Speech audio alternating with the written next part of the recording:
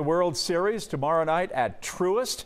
For the Braves, it is a trip that has been 22 years in the making, but the Astros were last in the World Series 2 years ago. Matt Musil, longtime sports anchor from our station KHOU in Houston, joining us right now. Matt, what about the vibe in Houston? Is everybody into this World Series more than any other that you have seen? I don't know if more than any other, but they are into it big time. You know, we had our first World Series in 2005. You know, the Braves and Astros used to tangle a lot back in the National League playoff series. And the Braves got the better of the Astros. I think it was 3-2 all time in those series.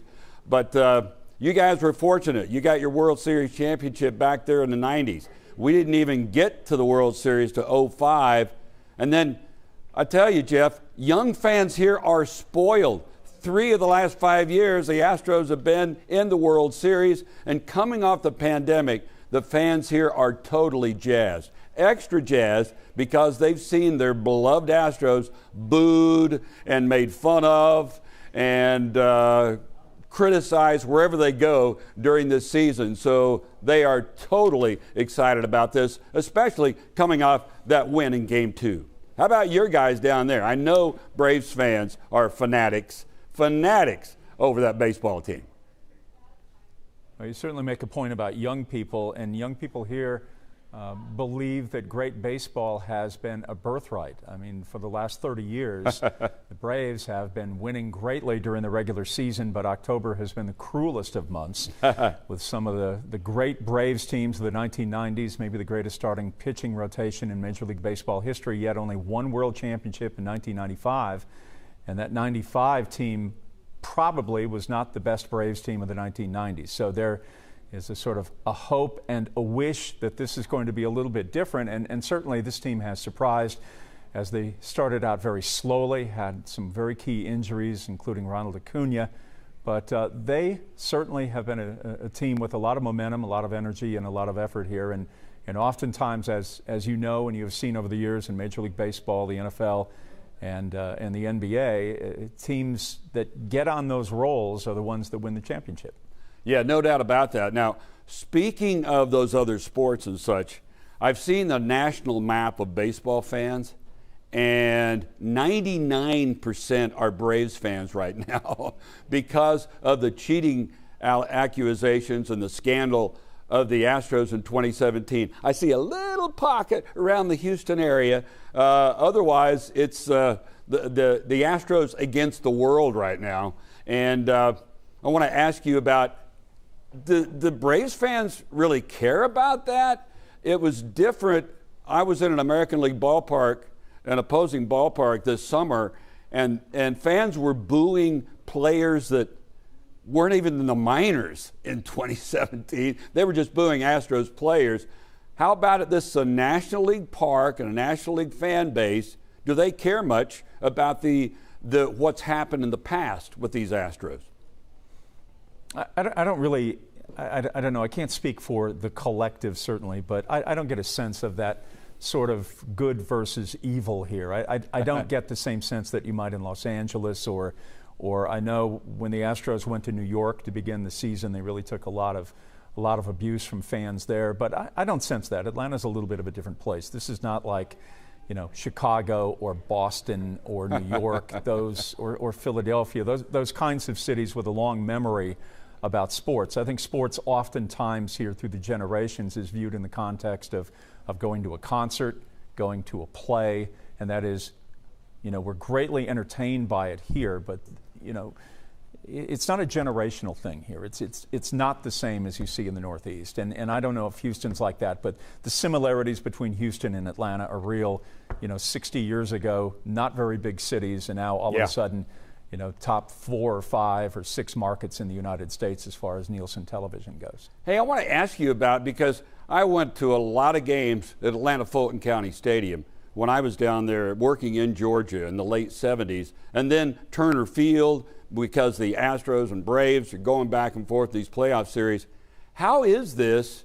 How did the fan base like the fact that it's a suburban baseball team now? The Marietta Braves, it would be like for us have the Sugar Land Skeeters That's where the major league team is, not downtown. To me, it seems odd being an old school guy. I think of Atlanta sports downtown, but what's it like? What's the vibe there? I understand this is a beautiful stadium, and they've done a great job of building out around it. It is. It's very different from what it was 30 years ago. There was a much different sort of energy, but Atlanta's a much bigger city than it was 30 years ago. You know, we certainly have changed. I think baseball has been marginalized in America. I think with young people, baseball doesn't hold the same sort of intensity or feeling that, you know, the NFL does, or even the NBA, which has certainly been embraced by so many young people.